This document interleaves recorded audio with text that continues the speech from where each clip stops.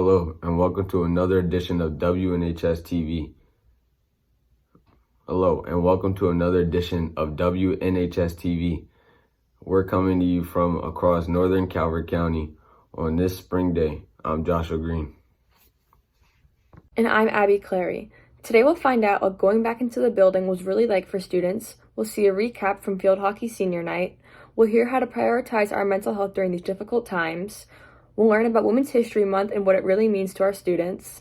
And we'll curiously look over some of NHS students' pets. Now on to our reports. Kristen. Thanks, Abby. After almost a year of waiting to return to school, on March 8th, high school students in Calvert County finally got to return back to the building. Even though it looks a little different, some students are getting the opportunity to learn in person every other week. To make sure everyone can understand, Louisa Richardson, Blake Brown, Demetrius Mason, Paige Platter, and I asked students what going back to school is like. Take me your radio and turn me up when you feel low. This melody was meant for you, so sing along to my stereo. My opinion on hybrid learning is that it's really nice. I'm really glad I'm able to go back and see my friends and see my teachers face to face instead of through a computer screen. My overall opinion on hybrid learning is that I love it. I think it's so good to be back. I really enjoy going back to the building because as a freshman, I want to get to know the building a bit more, socialize. It was definitely a challenge waking up at 6:30 again and having to actually get ready for the day. But I do like starting at 7:30 more than 9 because we can leave at 1:50. It's definitely interesting. It has its ups and downs. It was nice being able to actually meet my teachers this year and some of the students in my classes. But getting up earlier was rough. It was difficult to have to get up earlier in the morning, especially from the schedule that used to start at 9, which was great. It's really hard to get up in the morning and get ready and have to get on the bus and all that type of stuff. I don't mind hybrid learning. I really like actually getting ready and going to school and seeing my friends. And it's really nice having that week-long break after going in. I came into it, I wasn't expecting too much, to be completely honest, but then I got back in the building and just got back to doing school somewhat normal. And frankly, it was so much better to be back. I feel like I learned better. I was a lot more productive. I got so much more schoolwork and homework and everything done during school hours rather than late at night. I definitely get a lot of steps in. I have my homeroom with Mr. Bly and the Mayor Harrison. Even though I don't actually have him as a teacher, I still have him as homeroom, which is fine. Mr. Bly is great. But it means that I do have to walk from the Mayor Harrison to the main building multiple times a day, especially on Tuesdays and Thursdays when I have chorus in the morning.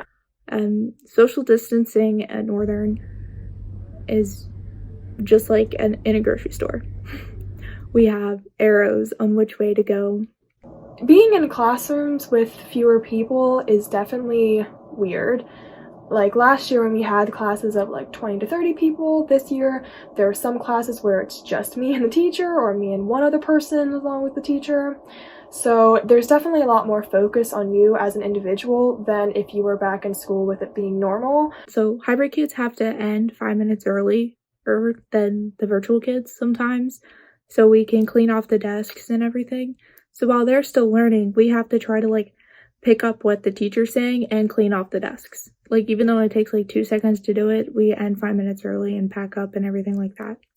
Wearing a mask, I think, is really worth it. It's not that difficult unless you have a health problem. It's not like it's hot in here. If it was hot in here, it'd be different, but it's not really that big of a deal. I don't mind wearing it. Lunch at school, for me now, I enjoy my lunch, honestly. I like my lunch classroom. There's conversation in it, I guess. It's entertaining for me. It's boring. It is very boring. I do schoolwork the whole time, and I have my earbuds in listening to music, but I want to just sit in the cafeteria and talk to my friends. A lot of things are messed up because of COVID right now, but my opinion is I like it. I like going back to the building. Do I think I made the right decision to come back? My opinion is I believe I like did it. for I my like going back education to the building. purposes. Overall, I'm glad I went back to school for hybrid because I can actually see the couple of friends that are actually in my classes and just get to see the teachers and have a somewhat normal high school experience. Take me your radio and turn me up when you feel low. This melody was meant for you, so sing along to my stereo. Seniors have waited all of high school for the night that they'll be recognized for their sport. As the school year closes, seniors are getting that long-awaited game that every athlete looks forward to. Senior night, despite COVID-19 still going on. Field hockey held the first senior night that doubled as its first game.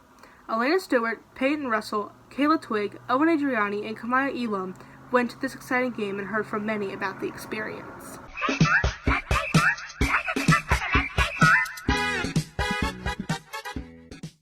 So our senior night game was against Patuxent. I'm a junior, so I wasn't like part of the senior night thing, but it was really great to celebrate our seniors. We were pretty nervous to play Patuxent for senior night because they're a very good team. We were a little bit worried. I think we all definitely thought that we would come out with a win. We knew it was going to be a hard game, but we definitely hoped that we would still come out on top. For our senior game against Patuxent, I think the expectations were really high because we had a big win against them last year, so there was a lot of pressure on us to win again. I expected the Patuxent game to go really well. I think we were evenly matched with them, and I think we've been practicing a lot, and our skills have definitely grown over the past couple weeks. We went into the game with a lot of energy. We were really pumped. We were coming off last year where we beat them in overtime. It was really great. So we were hoping that we could do a repeat. We were pretty confident based on like how Patuxent had been playing that we were going to win, but unfortunately we did come out with a loss, 4-1. I think that we got in our heads a lot with it just because they are Patuxent and definitely one of our top competitors, but I think we played our heart out for the entire game. As far as improvement goes, I think we need to work more on our communication and our offense because our defense has had consistently good games, but our offense definitely needs some work. I think a highlight of that game was probably Tia's goal because it shows how we can capitalize on opportunities in front of the goal, and which is why we ended up winning the following week against them 1-0. Yesterday we played Chopticon and we definitely implemented what we needed to fix, and we're playing PAX again tonight on March 30th, so definitely excited to see what this game will hold.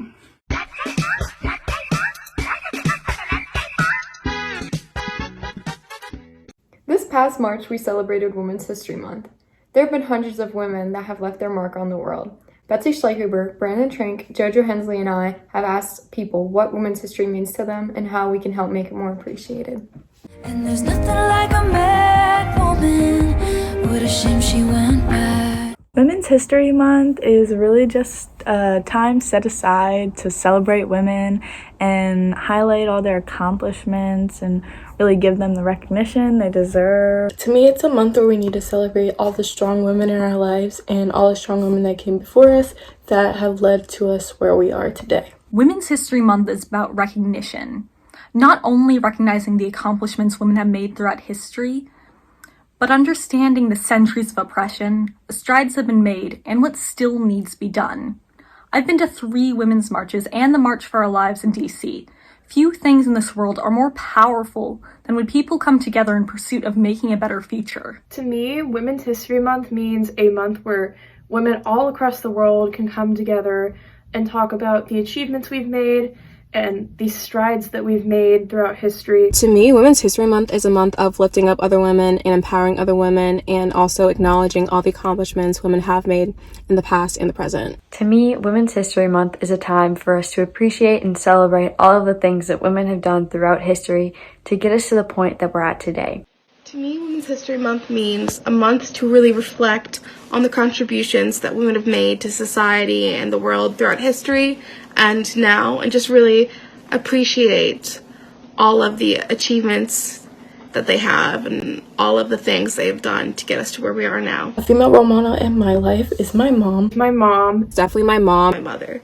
My mom. My mom. She's a single mom, and I just always looked up to her as I grew up, how strong she was, and I wanted to be like her. She's a nurse, and she just inspires me because she's constantly saving lives. My mom is the most impactful person in my life. She has always let me know that she has my back and has taught me the importance of honesty, strength, and just enjoying life. She's one of the kindest, sweetest, and smartest human being I know. She works so hard, and then she comes home and takes care of all of us. She's a high school teacher, so she affects a lot of women on a daily basis. A couple role models in my life is definitely my teachers, just really working hard and putting in a lot of effort to make sure we get everything we need. Teachers and counselors who have guided me and helped me find what I'm truly passionate about. My aunts, grandmothers, and my own mom who work so hard and are so dedicated to their respective fields and to their families. The late Justice Ruth Bader Ginsburg, Vice President Kamala Harris, the athletes, scientists, and advocates who have paved the way for every girl out there. I think it's absolutely important to talk about women's issues because I think a lot of the time they tend to be overlooked because some people think, oh, women already have all these rights and women are equal. When in reality, there's so many more things that we still need to do. I think women, even though we make up more than half the population, we've been a group that's historically repressed, and we have come so far with what we've been given. It's important to talk about women's issues because a lot of times they are overshadowed by male voices, or they're blamed on other things like their time of the month or their hormones when they're real problems. Women's issues, just like that of any other historically oppressed group, are an issue of human rights and liberties. Today, the word feminism is still too often demonized and twisted into misandry and other non-inclusive, intolerant actions.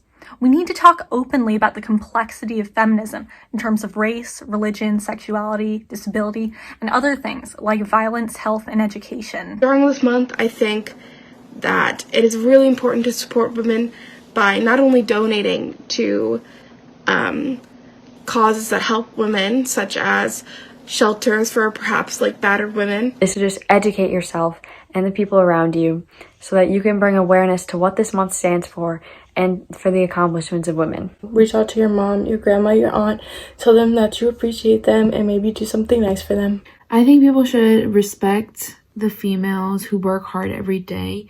They're the ones who power society. This year, the theme for International Women's Day set by the United Nations was the hashtag Choose to Challenge. It focuses on how an individual can help support women by challenging bias, stereotypes, and discrimination. Be an ally. Use any privilege you may have to call people out on insensitive actions. Know when people are ignorant, and try to teach tolerance whenever possible. I don't think women's history or a celebration of women should just be confined to a month. It should be every day. Every day we recognize how far we've really come and how far we have yet left to go.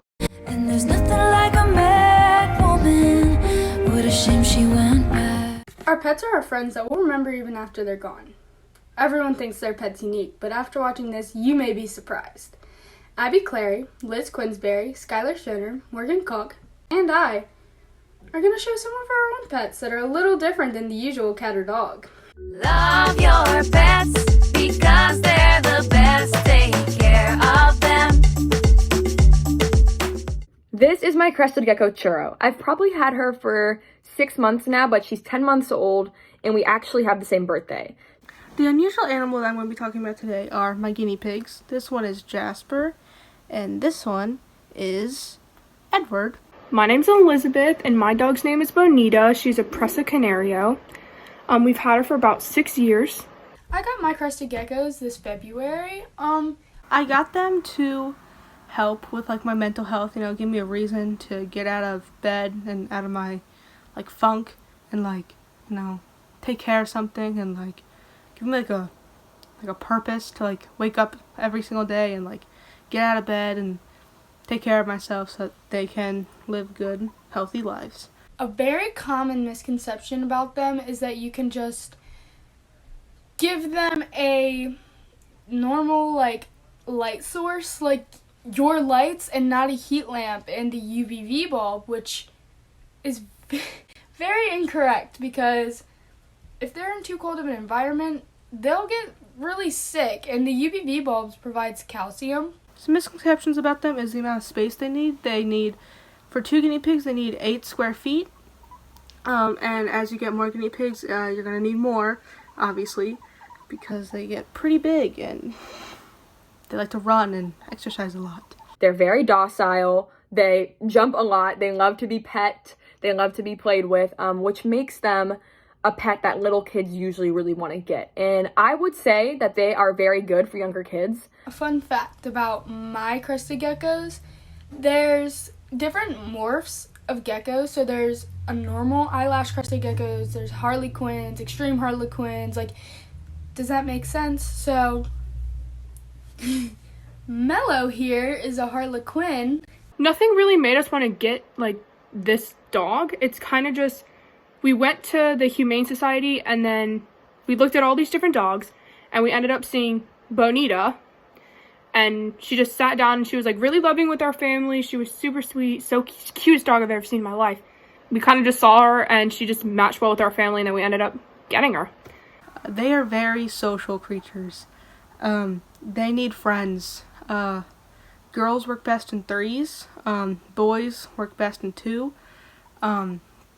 Boys are very dominant, so I recommend that you get them, from birth, like brothers, because I'm introducing two random boys will be kind of scary. These animals need a long vertical enclosure, not wide. And once they're older, she's a baby, but once she gets older, it really shouldn't go under 10 gallons or they will just not be happy and not live their fullest life. They're actually arboreal, which means in the wild, they're up in the trees, jumping from like branches to branches. So if you have them in this tiny, shallow, but wide enclosure, even if it's big, they won't be as happy as they would be if they had a big, tall enclosure.